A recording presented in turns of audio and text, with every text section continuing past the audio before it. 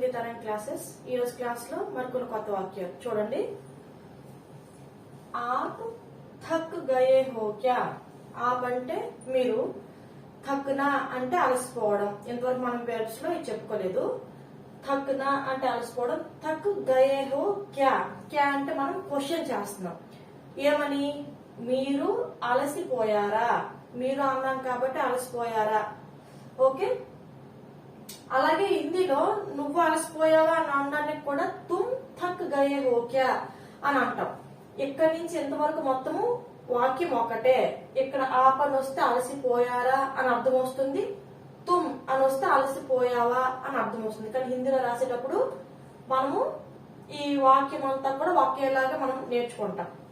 Next, థోడా ఆరామ్ కీజియే. ఇక్కడ మనం ఏంటి, మీరు అన్నాం కదా, మీరు అలసిపోయారా అన్నాం కదా, అందుకని థోడా ఆరామ్ కీజియే అన్నాం. కొంచెం విశ్రాంతి తీసుకోండి. అదే మనము తుమ్ థక్ గయే హో క్యా అన్నాం అనుకోండి, థోడా ఆరామ్ కర్లో, లేదంటే థోడా ఆరామ్ కరో. మీరు ఇక్కడ ఆపని యూజ్ చేశాం కాబట్టి అదే రెస్పెక్టివ్ మోడ్ లో కీజియే అని చెప్పాం. అదే తుమ్ అని యూజ్ చేసి ఉంటే కరో కర్లో.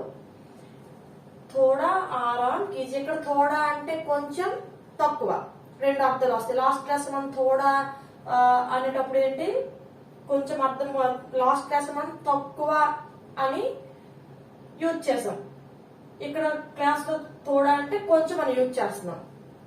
థోడా నమక్ దేదు అంటే కొంచెం ఇది నమక్ అంటే ఉప్పు ఇవ్వండి అని అంటాం. అదే థోడా అంటే తక్కువ అని యూజ్ చేసేటప్పుడు కూడా థోడా అని, ముజే థోడా హీ మిలా థా, నాకు తక్కువే దొరికింది అలా చెప్పేటప్పుడు. ఎనివే ఇక్కడ మాత్రం థోడా అంటే కొంచెం అని అర్థం. నెక్స్ట్, జల్దీ థకాన్ ఆగయా.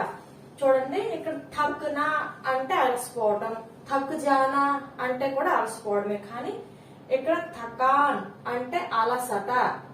ఓకే, అలసట అనడానికి థకాన్ అంటాము. థక్ గయే హో క్యా అలసిపోయారా. కానీ ఇక్కడ జల్దీ థకాన్ ఆగయా. వాకింగ్ కి వెళ్ళాము, ఈ రోజు ఏంటో రోజులా కాదు, అలసట తొందరగా వచ్చింది. పతానే ఆజ్ హర్ దిన్ కా జైసా నహీ హై, థకాన్ జల్దీ ఆగయా. హర్ దిన్ కా జైసా నహీ హై అంటే రోజులాగా లేదు, థకాన్ జల్దీ ఆగయా, అలసట త్వరగా వచ్చేసింది అని చెప్పడం. థకాన్ అంటే అలసట, థక్ జానా అంటే అలసిపోవడం, ఆగయా వచ్చేసింది. ఏంటది? అలసట. కాంచ్ కా షీషా టూట్ గయా. ఇక్కడేంటి, షీషా అంటే తెలుగులో కూడా సీసానే, గాజు సీసా. సో సీసా అంటే సీసా సరిపోతుంది. మరి గాజు అన్నానికి ఏమంటాము, కాంచ్. కాంచ్ కా షీషా టూట్ గయా. కాంచ్ అంటే గాజు, గాజు సీసా. ప్లాస్టిక్ కా షీషా అంటే ప్లాస్టిక్ సీసా. మిట్టి కా సీసా అంటే మట్టి సీసా. అందుకని ఇక్కడ ఏమన్నా కాంచ్ కా షీషా. కాంచ్ కా అంటే గాజు సీసా. టూట్ గయా విరిగిపోయింది. గాజు సీసా విరిగిపోయింది అనే కంటే కూడా పగిలిపోయింది అన్నం బాగుంటుంది కాబట్టి తెలుగులో పగిలిపోయింది అని నేను రాశాను. నెక్స్ట్, ఇప్పుడు బెలూన్ పగిలిపోయింది అంటాం కదా, దాన్ని ఏమంటామంటే గుబారా ఫూట్ గయా అంటాం. అంతేగాని గుబారా టూట్ గయా అనం. ఎందుకు? టూట్ జానా అంటే విరిగిపోవడం, ఇక్కడ పగిలిపోవడం. సీసా కాబట్టి పగిలిపోవడం అని రాశాను. ఇక్కడ కాంచ్ అంటే గాజు అని చెప్పాము కదా, అలాగే ఆయన. మనం మామూలుగా హిందీలో కాంచ్ అంటే గాజు అన్నా కూడా మనం మామూలుగా అర్థాన్ని ఏమంటామంటే ఆయన, ఆయన అంటాము.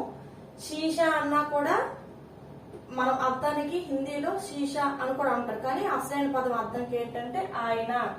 ఆయనేమే అప్నా చెహరా దేఖ్లో, అర్థంలో నీ మొహం చూసుకో ఇలా అంటాం కదా. ఆయన అంటే గాజే అయినప్పటికీ కూడా దాని అసలైన పదం అర్థము. సీసాకి బదులు ఆయన అని కూడా మనం అనొచ్చు. నెక్స్ట్, జమీన్ జల్దీ సాఫ్ కర్దో. ఎగ్జాంపుల్, ఈ గాజే నేల మీద తగిలింది కదా, అప్పుడు మరి దాని మీద నడిచేస్తామా లేదంటే సాఫ్ చేయమని చెప్తామా అంటే క్లీన్ చేయమని చెప్తామా? క్లీన్ చేయమని చెప్తాం కదా. జమీన్ జల్దీ సాఫ్ కర్దో. జల్దీ అంటే వేగంగా విశేషణం.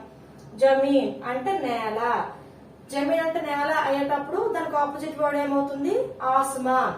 ఆస్మాన్ और जमीन में बहुत फर्क है. నింగికి నేలకి చాలా తేడా ఉంది.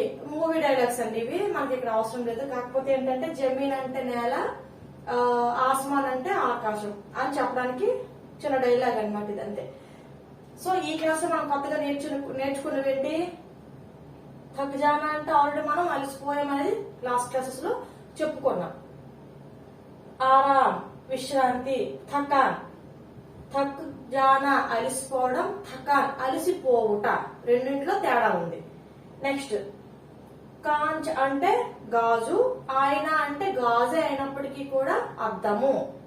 జమీన్ అంటే నేల, దీనికి ఆపోజిట్ వర్డ్ ఆస్మాన్. That's all for now. ఈ క్లాస్ అయితే అర్థమైంది కదా. So please like, share and subscribe my channel. Thank you.